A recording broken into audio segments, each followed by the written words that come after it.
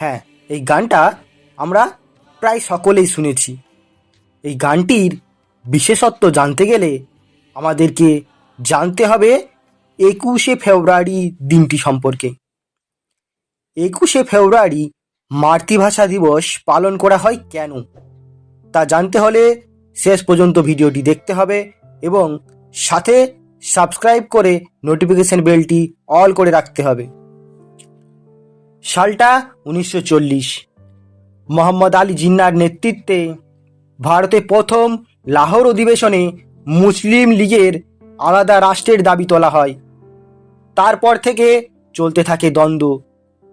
1947-এ ঠিক হয় স্বাধীনতা দেয়া হবে, কিন্তু দুটি আলাদা আলাদা রাষ্ট্রে, একটি হবে ভারতবর্ষ এবং অপরটি হবে পাকিস্তান।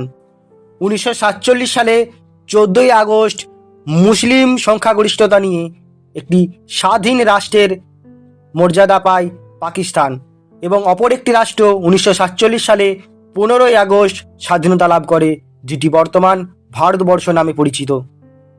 পাকিস্তান রাষ্ট্রটি অবস্থিত ছিল পূর্ব বাংলার অংশসহ বর্তমানের পাকিস্তান দেশটি সম্পূর্ণ নিয়ে।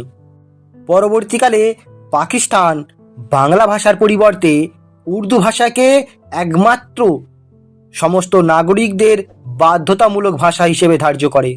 তারপর 1948 সাল থেকে বাংলা ভাষার মানুষ তাদের ভাষার বিরোধিতা করতে থাকে।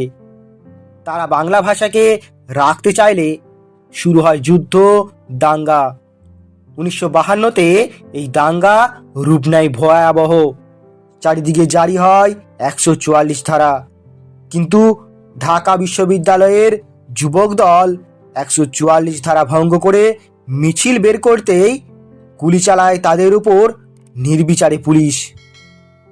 শহীদ হন, তাদের মধ্যে ছিলেন শহীদ রফিক উদ্দিন আহমদ, আবুল বরকত থেকে শুরু করে আব্দুল জবর থেকে আরও অনেকেই। তাজা প্রাণগুলি লুটিয়ে পড়ে মাটিতে, তবু হার মানতে নারাজ তৎকালীন পূর্ব পাকিস্তানে, যা বর্তমানে বাংলাদেশ নামে পরিচিত। সেখানকার মানুষ 1954 সালে 7ই মে গণপরিষদে বাংলা ভাষা অন্যতম রাষ্ট্রভাষা হিসেবে স্বীকৃতি লাভ করে। 1952 সালে যুবকদের এই বলিদান, যা ইতিহাসের পাতায় ভয়াবহ ভাষা আন্দোলন রূপে অমৃতাক্ষরে লেখা রয়েছে। এই ভাষা আন্দোলনের পর থেকেই বাঙালি জাতি চেতনার উন্মেষ ঘটে। পরবর্তীকালে 1971 সালে মুক্তিযোদ্ধার মাধ্যমে তখনকার পূর্ব পাকিস্তান একটি স্বাধীন দেশ হিসেবে পরিণত হয়, যেই দেশ বর্তমানে বাংলাদেশ নামে পরিচিত। 1952 সাল থেকে প্রতি বছর বাংলাদেশ সহ সমস্ত বাংলা ভাষার মানুষ 21শে ফেব্রুয়ারি দিনটিকে ভাষা দিবস হিসেবে পালন করে আসছে। 1999 খ্রিস্টাব্দে 19শে নভেম্বর ইউনেস্কো 21শে ফেব্রুয়ারি দিনটিকে আন্তর্জাতিক মাতৃভাষা দিবস হিসেবে স্বীকৃতি দান করে।